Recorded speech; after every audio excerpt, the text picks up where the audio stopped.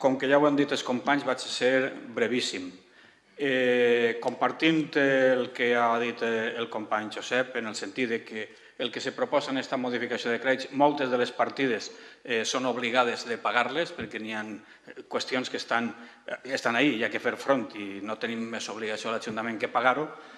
No podem estar compartint el criteri en tant en quant el nostre grup ha presentat proposicions no de llei tant en les Corts Valencianes com en el Congrés dels Diputats, que el que hi ha que fer és autoritzar als ajuntaments a gastar el superàvit en programes de creació de treball.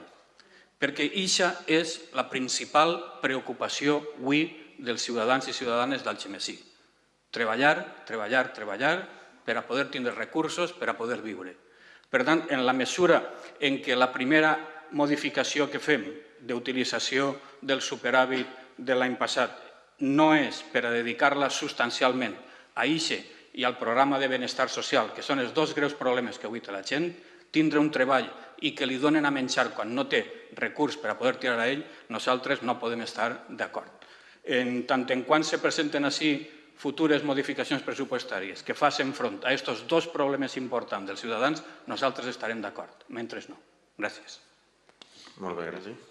Ràpidament i només per incidir en un punt. He dit abans que nosaltres hem presentat iniciatives legislatives i proposicions no de llei tant a Madrid com a València, en les Corts i en el Congrés dels Diputats, perquè entenem que els ajuntaments han de gastar el superàvit i no dedicar-los en aquests moments en els que estem ara a tornar crèdits. Els diners hi ha que tornar crèdits, és que ja s'ha que tornar obligatòriament, però la resta dels que ens sobren ens deuen d'autoritzar als municipis a utilitzar-los en allò que en aquests moments és prioritari, perquè si aquests diners els tenim per a gastar-los, no per a tindre-los ahí immobilitzats en un moment en què el poble necessita gastar-los i la gent necessita que li ajudem.